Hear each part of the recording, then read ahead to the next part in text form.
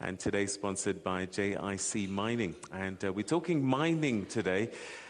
Look, you switch on your television every single day, you pick up your newspapers, and the mining sector is in the headlines for one reason or another. At the moment, there's a strike on the Platinum Belt, but perhaps this points to deeper issues, longer, deeper issues in the mining sector in general. We're going to be exploring that over the next hour and a half or so, and we want you to be part of that conversation. Mining is a very important aspect of South Africa's economy, contributing something in the order of about 8.3% to GDP. We've seen the strike lasting 4 months now, and what has that meant is a loss to workers in the order of 7.4 billion rand. Companies have lost 16.7 billion rand. And the ripple effect is that upwards of about 1.6 million people have been affected, either in the industry or families affected directly as a result of this loss of income. It's also having a ripple effect into the economy. Economists are saying that we might even be seeing a recession on the cards as a result of this if it carries on. Neighboring countries are also under threat as a result of their association with our mining sector. Lesotho, Mozambique come into mind. So what are the issues? It's not just the platinum sector. As I said, mining industry in general. Are there issues that we need to explore? Well, to help us explore this, and you as well at home can participate in this conversation, we have an audience here in Fourways, just north of Johannesburg, but also on stage, and I'd just like to welcome them. We'll start with Dr. Thibedi Ramontja, who's the Director General at the Department of Mineral Resources. Thank you very much indeed, and welcome to the program. Thank you. Next to you is the General Secretary of the Union Solidarity, Mr. Gideon du Plessis. Always a pleasure to have you. Thank you. Welcome. Thank you, Peter. Next to you, we have Mr. Frans, who's the General Secretary of the National Union of Mine Workers, NUM. Mr. Baleni, welcome to you. Amandla. And next to you, Mr. Mathunjwa, who's the President of AMCU. Mr. Mathunjwa, thank you very much for joining us, and welcome to you, the Association of Mine Workers and Construction Union. Thank you for joining us. Thank you, umnotho wethu. Okay. Right, let's start with you, DG. Not too long ago, government, I guess, in the form of Deputy President Motlanthe, brought the industry together and came up with something called the framework. And this was supposed to be a first step towards trying to look at the industry as a whole, trying to create a fairer space, and to try and deal with some of the challenges that the sector is facing. What has happened to that framework? Is it still on the cards? Are we still making progress? Okay, thank you, Peter, and thank you to your listeners. You started by, outlining the mining industry in South Africa. It is a very, very important industry. It's actually the mainstay of our economy. And it is extremely important that stakeholders in the industry work together to resolve issues. That is why government came with this process, which is led by the Deputy President, to put together all stakeholders and look at the industry from all kinds of angles. Currently we are looking at the situation whereby we're faced with this strike, but there are other issues which government feels that we have got to look at. Because if you look at the mining industry, where it comes from, it's a historic issue.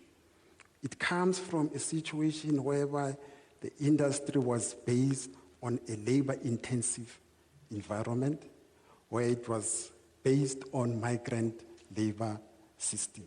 A very, very, very, very, very sad part of the industry. So if we are going to look at it only from a narrow point of view, we are not going to solve it. That is why government said, okay, let's put together all the stakeholders and try to find a solution. Last year, stakeholders came together, led by the Deputy President, and the stakeholders identified many issues. After identifying the issues, they came and put together what is called a framework agreement on sustainable mining industry. Those two words tells it all. It's about looking at all facets of the situation in the mining industry and say, how can we address these issues? And the stakeholders committed themselves to addressing the issues. They identify a few commitments. For instance, one of the commitments was that we need to ensure that there is stability in the industry. The rule of law prevails. There is peace. So that was one of the priority commitments which was put on the table. The other commitment was that we need to look at the living conditions of the mine workers, okay, and working conditions as well, and try to see how we can actually improve them.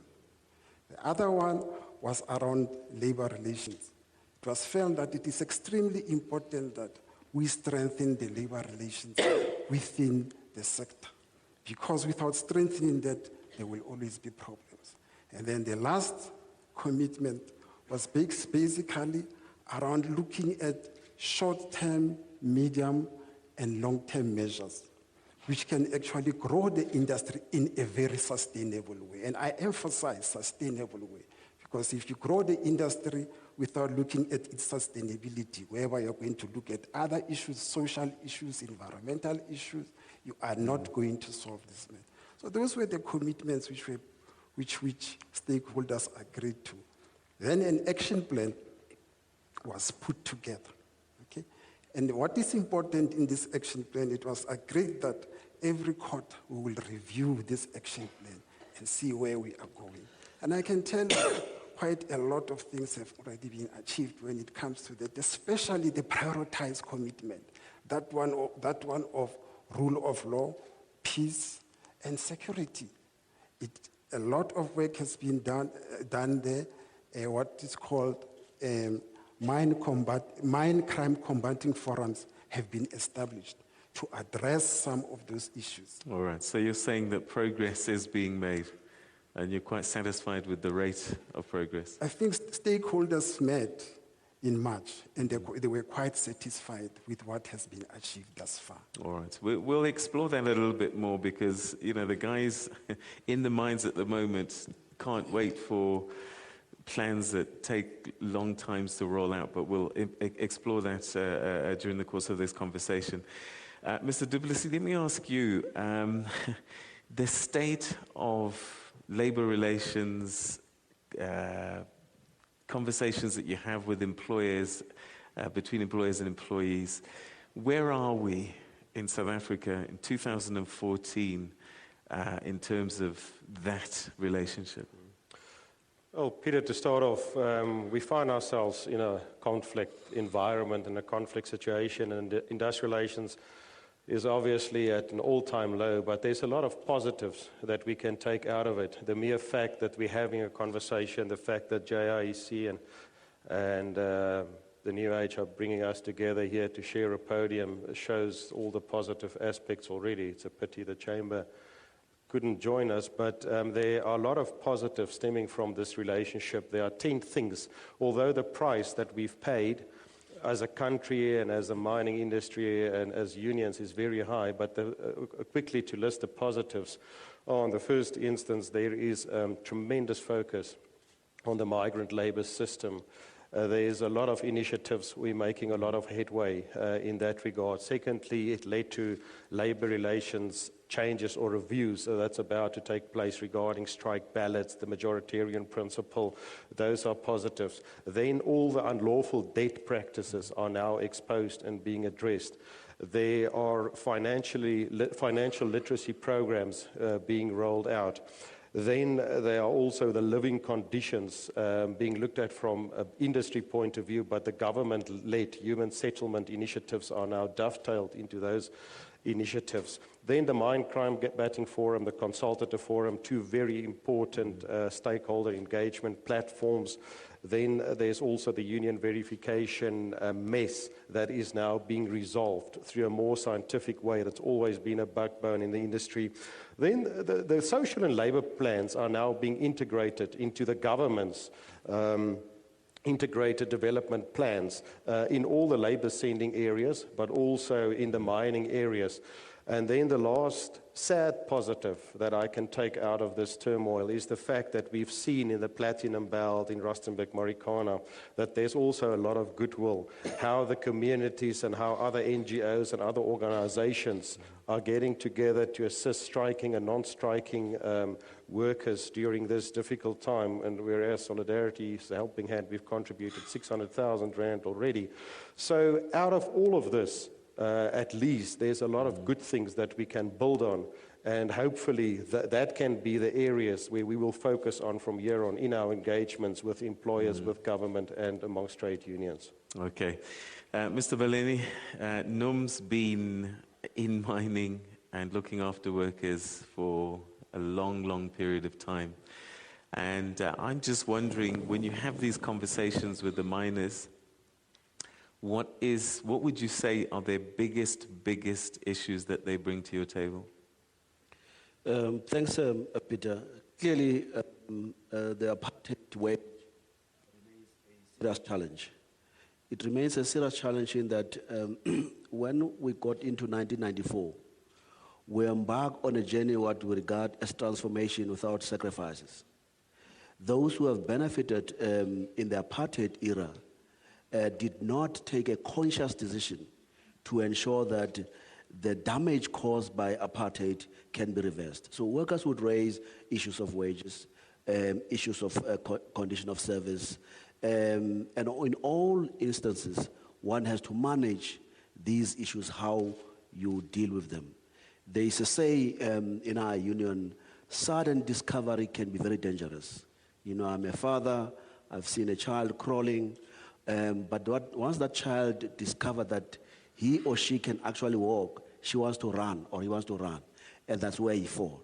So sudden discoveries needs to be managed to an extent that it does not create unnecessary harm.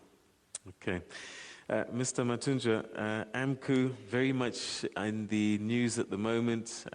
You're involved in negotiations, conversations, and even strike action. I'm just wondering, how is it that a country like South Africa can negotiate the democracy that we have and solve extremely complex problems that we had in the early 90s? We drew up a sophisticated constitution. We brought in various stakeholders from positions that we thought we could not come from, and yet we found a solution. How is it we can't negotiate in 2014 over workers' pay and also employer concerns? Thank you once more, Peter. I think, as you just mentioned, that 1994 was a breakthrough whereby we achieved the human democracy. What matters most is the minerals and money. You can have all this democracy, human democracy, but if you cannot feed your family, it means nothing.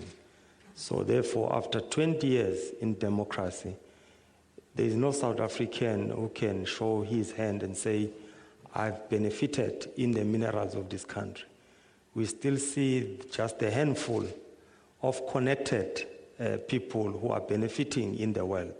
So by having a handful of black people who are BE partners and suggest that the nation is happy about that, or it addresses the inequalities and the gap of poverty, I think we are trailing in the wrong path. So therefore, South Africans or the government itself, it has to roll up its sleeve and engage on the real issue of economy. Until such time is dealt with, there is nothing where we are going. Those workers that are on strike today is not because they like, it's a situation that they face, is a reality that they face every day. Hence, from 1652 to date, the pay structure of the mine worker is still the one that was designed by British colonial, that was confirmed by National Party. 1994, we hope that that status quo will change, but we still, in 20 years, the status quo still remains. All right, but I think the question is, we had the ability to negotiate. Have we lost that ability now? It was easy because we are talking about who will be a black president. That was very easy.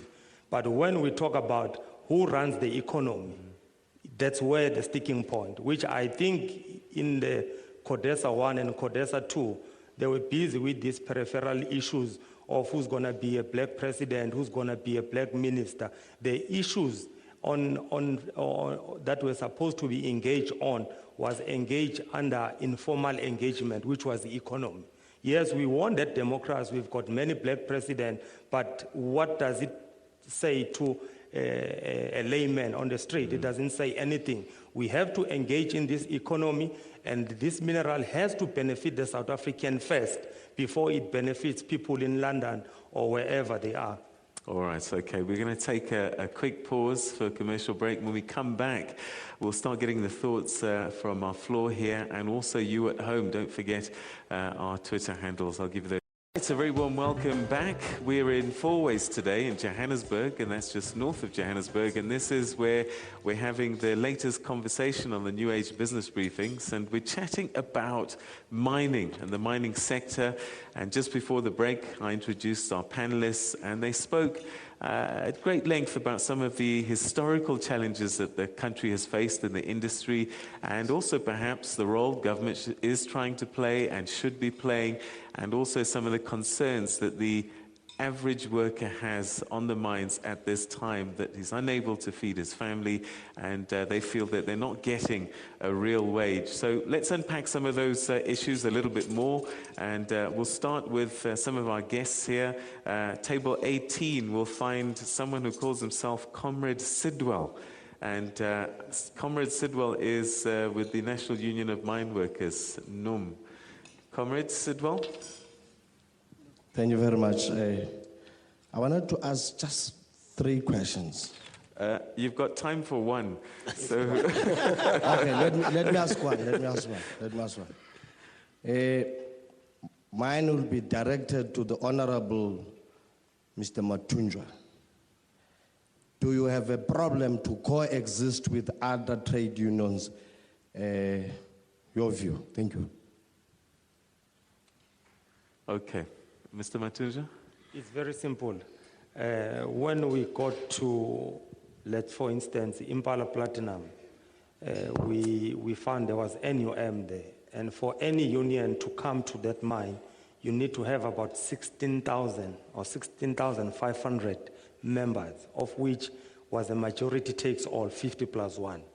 And after AMCU gained the status of being the majority union, we lowered down to 30%. So that means the writings are on the wall that we really embrace the coexistence. Okay, all right.